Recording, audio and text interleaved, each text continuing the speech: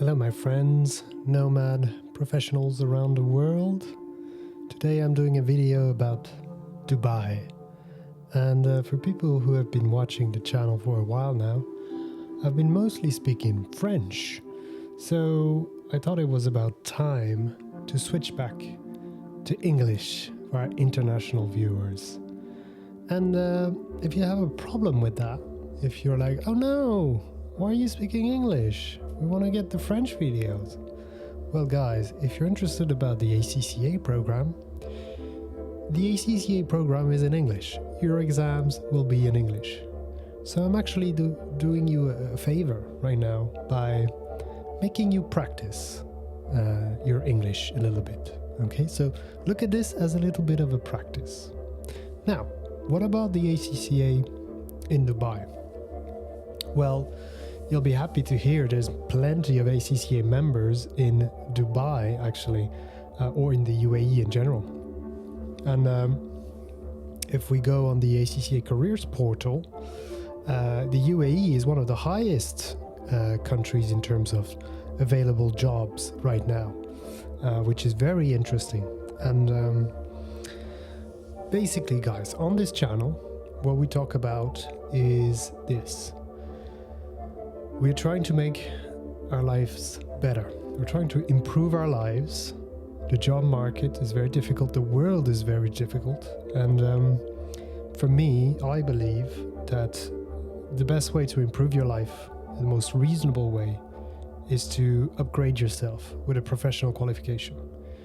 Not necessarily just the ACCA, right? There are plenty of other good qualifications, financial qualifications, but it should be recognized, right? There's some of them are not that recognized. You want to go for the ones that are recognized. And once you do that, you'll be able to negotiate a higher salary in a higher job, in a high level job. And this will allow you to start to save money, right? Most people are not able to save money. They just barely survive. Now, once you get a high-level position, you'll be able to save money. And if you have the ACCA or some other financial qualification, you'll have financial knowledge. So you'll be able to allocate those savings the best way. And one of the tools I use is Koyfin, a financial data platform. It's the alternative of Bloomberg, so I highly recommend it to you. You can check it out in the description. Now, let's get back to Dubai.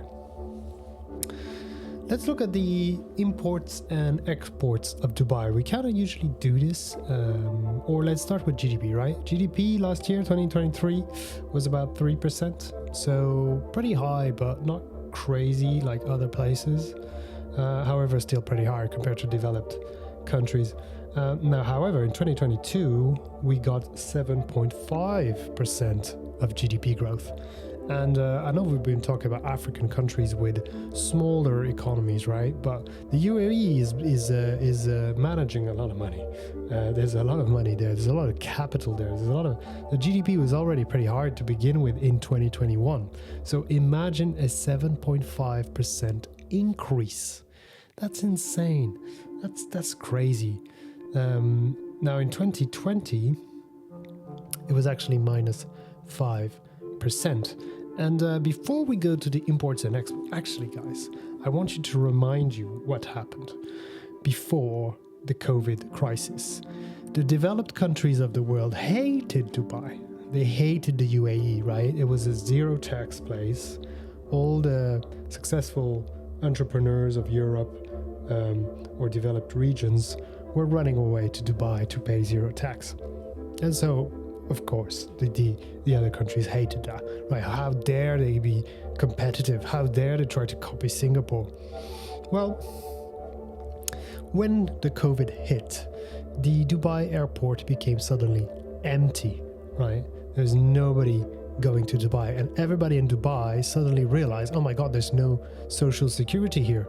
My job literally stopped because of COVID, and I'm basically left with no social security safety in Dubai. So a lot of people fled, right? A lot of Lamborghinis were left on the airport tarmac on the parking lot, and a lot of people just disappeared, right? Ran away. And the developed countries were jubilating. They were so happy about this. There you had so many articles in the BBC, in the news, in the media going, "Oh, Dubai is dead. Finally, this whole joke is over." It was bound to happen that this goes all to pot. And it was quite funny to see them cackling, right? Now, I'm not for and against Dubai, guys. I don't care. For me, it's kind of a giant mall on the desert. It's a bit superficial. It's a bit Lambo and Rolex. So not really my cup of tea, but who knows? Maybe I'll go one day. Maybe I'll live there. I don't know.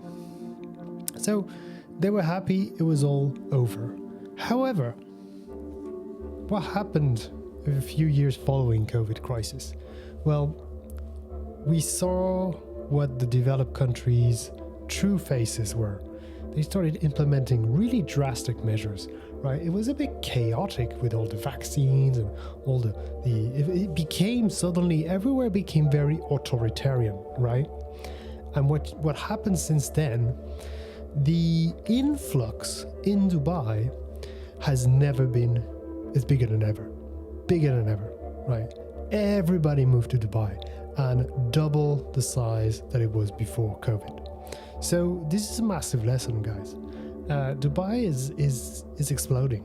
Well, it's starting to plateau now, right? But there was a huge explosion in 21 and 22. Hence why you had a 7.5% GDP growth. Insane. Now, obviously, all that GDP is not from its exports, right? So the exports are 52% oil, basically. 14% pearls. Actually, before Dubai became Dubai, the whole region was just a little harbor that were selling pearls. So apparently they still do that.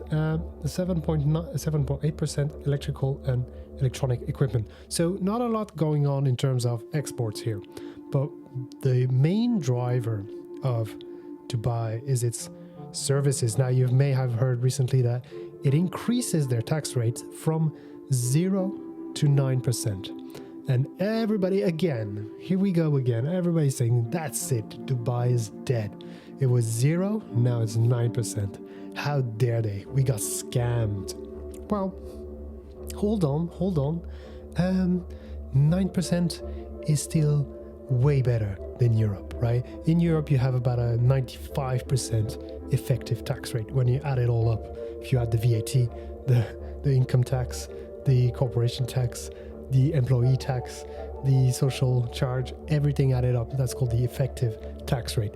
We're up at the 90% in Europe, right? I'm obviously exaggerating, but it's not 9%. 9% is still very, very competitive. And all the better. I think it's actually very smart, because actually now a lot of money is going into the coffers of the state of the UAE, so they'll be able to probably manage the infrastructure better and the services better, and I think it's a good idea. Now, of course, short term people are complaining. However, long term, this might work out quite well. Now, the reason why I'm a bit apprehensive with Dubai is really the crowd. The crowd it attracts, it's not great. I mean, you have a lot of crypto bros, a lot of testosterone bros, a lot of get-rich-quick bros. That's not what we're here about here, right? We are trying to be financiers, and we're trying to implement ourselves in a long-term scenario, in a long-term career, stable career, and something that's tangible, not some kind of crypto crap. Now, I'm not against crypto, I'm just saying there's no career there, right, guys? I mean, it's great if you speculate, but that's all it is. It's just speculation. It's not something stable you can rely on for a lifetime. So that's the problem right now. However, you don't have to follow that trend. You don't have to go there to do some kind of get-rich-quick scheme or digital money-making, quick schemes. Now, what you can do, and it would be actually quite smart, is to do your ACCA exams, right?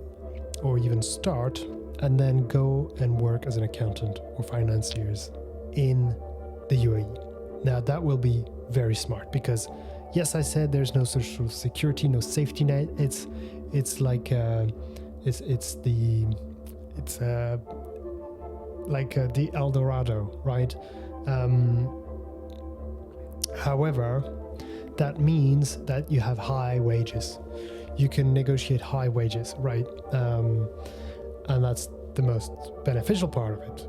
So you can go and work there and make lots of money.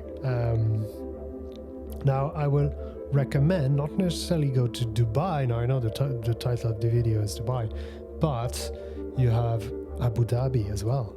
And right, Dubai is kind of the party place, the flashy place.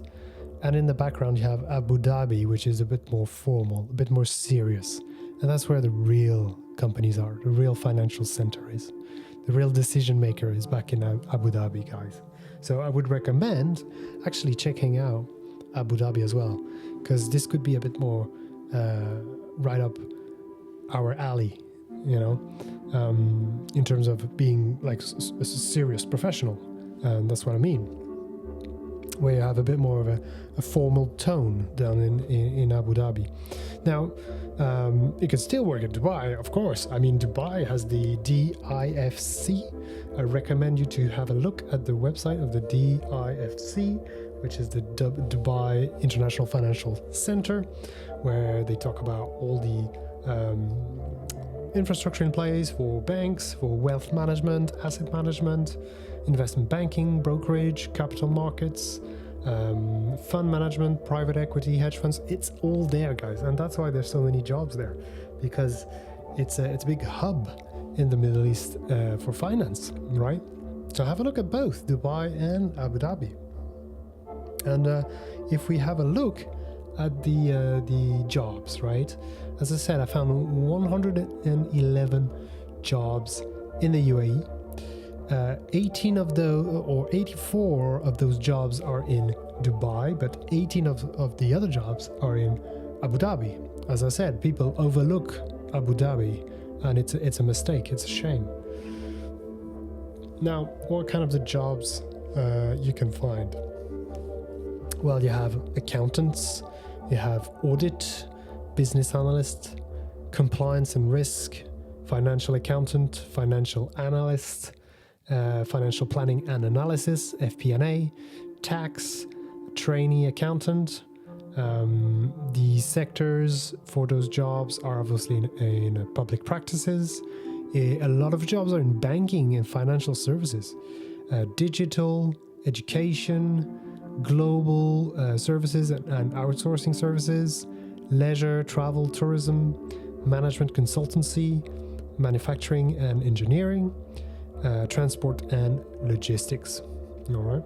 And if I look at the jobs themselves, you have a lot of jobs from the big four accounting firms. And so you have a lot of PwC, a lot of EY. We have a job here, internal audit officer in Dubai, up to 18,000 dirhams per month. So these are AEDs, right? UAE dirhams. And I did a quick conversion. What's 18,000 dirhams per month? That's about 5,000 USD. So pretty high, right? You will be a UAE national fresh graduate or with a maximum of 3 years experience. So it's kind of a junior, middle junior of situation here. And the salary is pretty high. What else? Financial analyst in a fund, seeking a financial analyst to track performance, analyze trends, create forecasts, and aid in decision making. This was posted 2 days ago. I'm recording this video on the 12th of September 2024. It's for a company called Index Holdings. So this is some kind of fund. I would, if I were in Dubai, I would definitely apply to that kind of thing. That's right up my alley. I love that kind of stuff. What else? Tax and legal services, risk and quality deals senior associate, audit supervisor in banking and insurance, especially in the IFRS 17 department. Finance senior associate, direct cost management, accountant, applications already in the UAE only. Okay, so you're not allowing people outside the UAE to apply. I'm sure that's a bit of a problem. And if I scroll through the pages, there's so many pages, guys. This is exciting. I'm telling you guys, consider it. Consider it. If you're in a place in the world right now where you're like, ugh, this is going nowhere, and it's cold. I want to be working in a fast-paced environment. I'm not old. I'm not retired. I'm in my peak, in my prime. I could earn more. I could get more out of life. Well, Dubai could fit that scenario for you.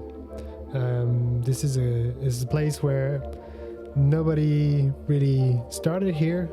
It's kind of like the US. It has similarities with the US. The US is a bunch of people who came from somewhere else, right? Like it was at one point anyway, and they just worked hard and made their life better. Now there's not a lot of social safety net and stuff like that, right? Like in Europe, but that's the problem with Europe. You have all these social security nets, and you don't really take advantage of them, but they cost you a fortune through tax. So, I mean, I understand Dubai. I get it, and I would recommend to maybe think about it too, guys. So that's it for this video. Thank you for watching, and I'll see you next time.